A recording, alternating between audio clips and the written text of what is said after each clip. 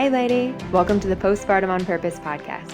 If we haven't met, my name is Anne Marie and I'm wife to James and mom to 4 beautiful kids, ranging from 9 down to 1 with one on the way. My hope is to help other women experience postpartum as a time of grit, growth, and grace. This is episode 55. Hi lady, how are you? Listen, last week I debuted the idea of a brief things roundup from the week before. And you said you liked it, so for now at least, we're going with it. I have 2 things this week that I thought of. One was a free Chick-fil-A chicken sandwich, and that came from filling out a survey after a previous visit. Though, on that note, not related to Chick-fil-A, but Dairy Queen, I used a gift card there last week. Not 1, but 2 times, once with my whole family and then once with my husband to celebrate our engagement anniversary 11 years ago. We've been married 10 and get engaged, 11 years ago. Anyhow, so they say at the bottom of the receipt there's a survey, and if you fill it out you get a free dilly bar. But what I learned was you can't do more than 1 in 15 days. So 1 dilly bar is being left on the table, which is sad. Anyhow, so the first thing was a Chick-fil-A chicken sandwich. And the second thing was Vacation Bible School. My kids have gone to not 1, not 2, but 3 Vacation Bible Schools this summer at different churches close to us. And that's been a really neat thing for them to do that does not require a lot of time or commitment from us, but it's been a real gift and joy. So this summer I knew we were going to be welcoming the new baby, and I didn't want to commit to something that would last the whole summer. A long summer camp or we are doing piano lessons, so we took a month off, or swim lessons, but just time-limited things that would be a couple of days at a time. So that's been a real gift. Vacation Bible School, and the third of the 3 is concluding tomorrow. My kids have had a blast, my oldest 2. All right, this week I have a guest episode for you. Jamie is an IBCLC, International Board Certified Lactation Consultant in the Abilene, Texas area. And she's actually going to talk in particular about virtual lactation care. And when I first heard of that, I thought, you can't even do that, can you? But then when she was talking about it in the context of especially providing access to rural moms, and then the more I was listening to her episode and thinking about, oh gosh, yeah, these are all the ways that you as the mom can learn what's going on with your own baby by feeling, by touching, by describing to her what you're seeing and feeling. It made so much more sense to me. So something I'd never even thought of before seemed preposterous to me, truly, on the face of it at first. Gradually made more and more sense. But you know what? I think my very favorite thing from the episode was something she said, perhaps casually to her, but it meant a lot to me. And it was just this idea that even when we get help, right? We get some help, we make changes, things improve. She said something about essentially that there can still be parts that are difficult or essentially just not perfect. And that was really good for me to hear, because I forget sometimes that my baby is not a robot. And by that I mean, yes, we'll make improvements in her latch, for instance. I went to a breastfeeding support group last week and got help with her latch and totally changing the position I was using for her to feed in so that she would not be sucking air so much. But at the end of the day, success is not measured in 0% puking episodes ever. Success is measured in we're making progress and we're doing better. And yeah, it was just really a helpful reminder to me. So without further ado, I offer you Jamie. Hi, my name is Jamie. I am an International Board Certified Lactation Consultant, birth doula, and mom of 5. I am the CEO of Little Bear Lactation and the host of the Breastfeeding with Confidence podcast, where I teach moms to embrace their intuition and make confident decisions about birth and breastfeeding and motherhood from the place where intuition and information collide. Today, I'm going to talk with you about a very common challenge that new breastfeeding moms face, and that is what to do when you live in a rural area and you might not have a lot of lactation support. We're also going to talk about what you can expect when you are working with a lactation consultant. As a military wife, I have lived all over the country, and something that I have come to find is that most small towns that are not, super close to a large metro area don't have a lot of lactation support.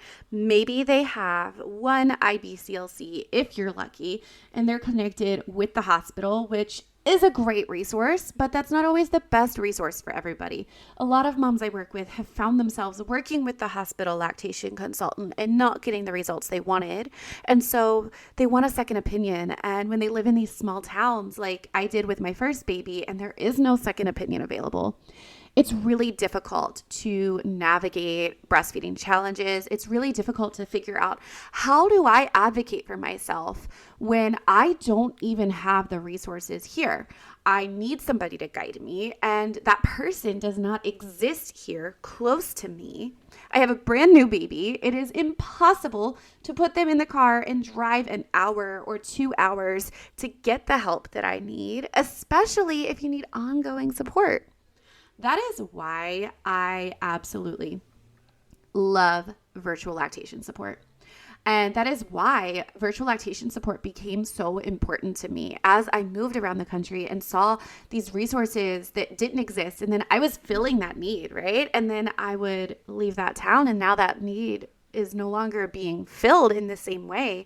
I was able to still support those moms in those areas who needed breastfeeding help and whose friends were like, Jamie helped me, but she doesn't live here anymore. Well, I was still able to help them. And so today we're going to talk about how virtual lactation support works and how it is a solution for moms in these rural areas that don't have a lot of support. I'm going to share a story of a mom named Kaylin. She has been on my podcast. She has given me permission to share her story, and she lives on a remote island in Alaska. I live in Texas. And when she was struggling with her baby, she was, looking for answers everywhere. And she didn't have resources local to her that she felt would help solve her challenges in the way that she needed. And that, I imagine, is really hard. She lives on this island, and in order to even get help off the island, to give birth off the island, she had to fly. It's not like where I'm at. I live in a town outside of the Metroplex. It's a 2-hour drive to the Metroplex. There's not a lot of other lactation support here, but you can still drive if you need that help, right? Imagine having to take your baby on a plane in order to get help outside of your immediate community. So obviously her options were extremely limited, and that was really challenging for her. So, she was trying to piece it together by herself for a while, and she was scrolling Instagram and found one of my posts there where I was promoting a free class that I do, a free workshop that I do every so often. And she joined me for the free workshop, and it was a great experience. We connected. She asked some questions during the Q&A session, and then she actually won the door prize where she got half off of my online breastfeeding course. And she went through the breastfeeding course and started to get more puzzle pieces to figure out exactly what was going on with her and with her baby. She was able to start identifying those red flags and figuring out what the heck is going on. An on-demand online breastfeeding course like that is such a great resource and option for moms in her situation. But she found herself needing a little more handholding. She saw what these red flags were, and she was like, great, now I know what the problem is to a degree, and I'm implementing simple solutions, but this is a little more complex. And I'm going to need a little more one-to-one support to figure out exactly what's going on. But she still didn't have that locally. So she reached out and she asked me if there's any way I can help her virtually. And I was like, absolutely. I love virtual consults for these moms in these areas specifically, because not only do virtual consults allow access to support where there's no other access to support, but virtual support actually gives moms more. It gives moms more opportunity to get hands-on, more opportunity to understand exactly what is going on with their baby, to take the lead, to break this paradigm of the provider being an authority figure in charge, the one figuring it out, but rather it puts the mom and the lactation consultant in a position where they are a team working together. And I think that's really powerful. I, as a lactation consultant, see so much more success in the moms I work with virtually because they are getting in their hands on every single day. I am walking them through an examination so that they understand what's happening instead of me trying to describe it to them. They're describing it to me. And that helps them have a more robust and full understanding of the problems so that they better understand the solutions we're implementing. And it just genuinely results in better outcomes from my observations in my practice. So if you are hearing me talk about virtual lactation support and you're still skeptical like I was for the longest time, and like so many moms I work with really are, and you're wondering, well, what does that virtual lactation support look like? Like, how does that work? I'll walk you through exactly what you can expect from a lactation consult. Now, every lactation consultant runs things a little differently, so I'm going to share with you how things work in my practice and what I see across the industry, but just know that if you work with another LC, they might do things a little differently. So there are some lactation consultants who try to keep visits short. They feel like that is the most impactful approach. There are others who do really long visits. I try to find a middle ground, and especially for the first visit, I believe that a longer visit is the best way to get a full picture of what's going on and make sure mom is feeling heard and respected and that we're peeling back the layers of what's really going on. But we don't do all of the work in the first visit. A lot of the work comes before the first visit. So when you sign up with me for a virtual lactation consult, I send a series of forms for you to fill out, like information, guides, information to kind of help get you through.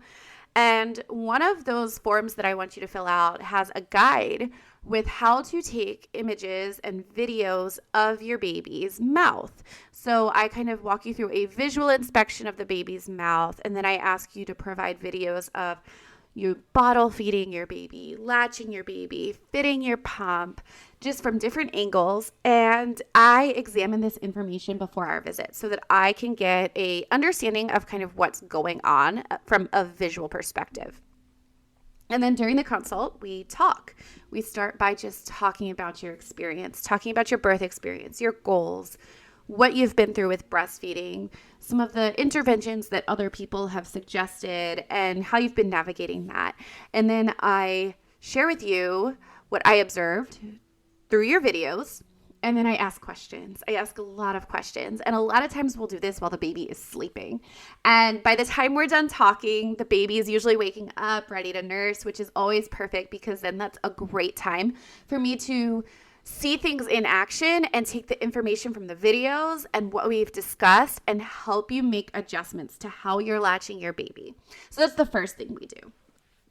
We feed the baby, we make some simple adjustments, and then after the baby's fed, I walk you through a functional evaluation of your baby's mouth, which means I have your baby suck on your finger and do different isolate different movements that your baby uses for breastfeeding to see how each one of those movements is working individually.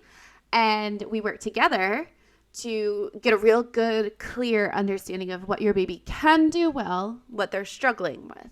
And then from there, I teach you any exercises that your baby might need. If your baby has oral function deficits, I teach you these exercises.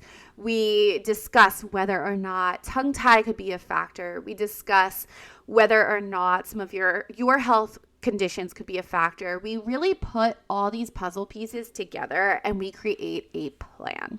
And this is a first step plan, right? This is never a magic fix plan. That first visit is never going to solve everything.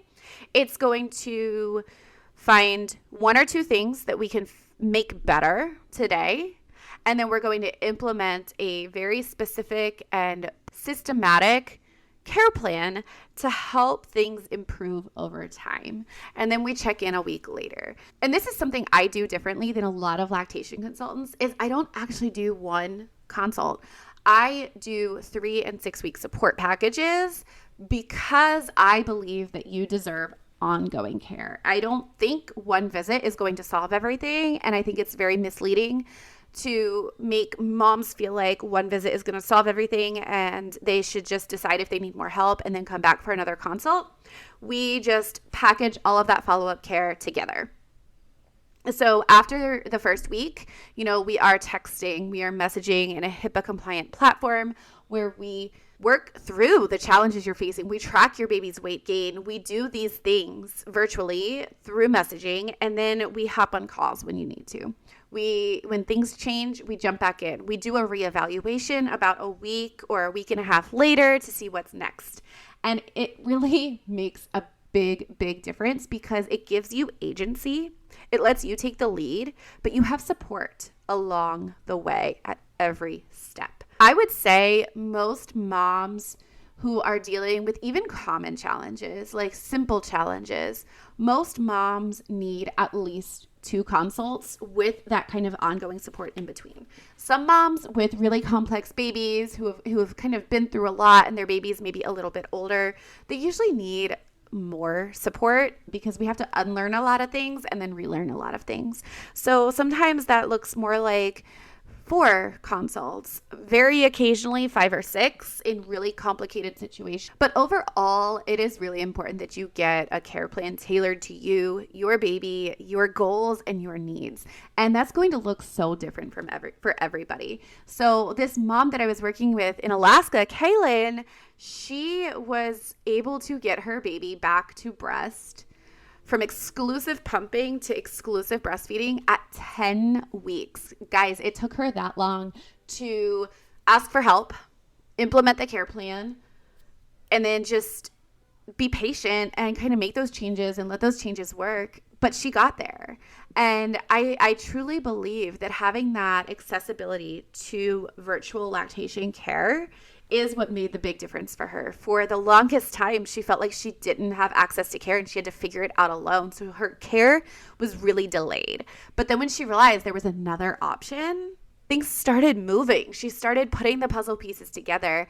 And I think one of the biggest misconceptions that moms face is that breastfeeding support, working with a lactation consultant, is like a magic wand that's going to fix everything. But it really does take time. And Kaylin was such a great example of that it takes time. It's not a magic wand. We implement things one step at a time, and you're going to have to go at your own pace. I might have given her this guide and been like, implement all these things this weekend and you'll be better in a week. But for a variety of reasons, mental health reasons, what was accessible to her on the island, waiting for shipments, like all these different factors play in, right? And so she implemented the care plan at her pace with me kind of in the background, cheering her on as she needed it, guiding her, answering her questions, and she figured it out. She was able to kind of take that lead with support. And that's what I think is really beautiful about, you can get that in person too. You can absolutely have that in person. And that is absolutely how I guide moms that I work with in person. But there's just something different and special about working virtually with moms in an area where they don't even have anybody around them to help them, that they have no choice but to kind of figure it out on their own with me walking them through it. And those are the moms that I always see with the best results, with the best outcomes. And something that I want to explain to you too is that breastfeeding doesn't have to be perfect to be positive. Most of these moms I work with in these scenarios, they go from a situation that was so less than ideal to something so much better, but it doesn't always end up being perfect. Sometimes there's still lingering challenges. Sometimes there are still things that we can't quite figure out what is happening, and we need to involve more providers, local providers that are maybe physicians or release providers or body workers or physical therapists. There's different people that we might need to bring in hands-on that I will refer you to and collaborate with. That's really important for moms to understand, is that even if you do end up needing referrals to local providers, a good lactation consultant is going to be willing to communicate with those providers and work with them. I had another mom that I was working with recently in an area where she could not find a lactation consultant who was helping her the way she needed. And she had a failure to thrive diagnosis. Her baby was not doing well. Her pediatrician did not want her baby to continue breastfeeding because she didn't think that it was sufficient. And we made some adjustments virtually. We created a plan virtually, and her baby started gaining weight. And I collaborated with her provider to explain, this is our care plan. This is where we're going. This is what we're seeing. And this is how we're going to shift gears.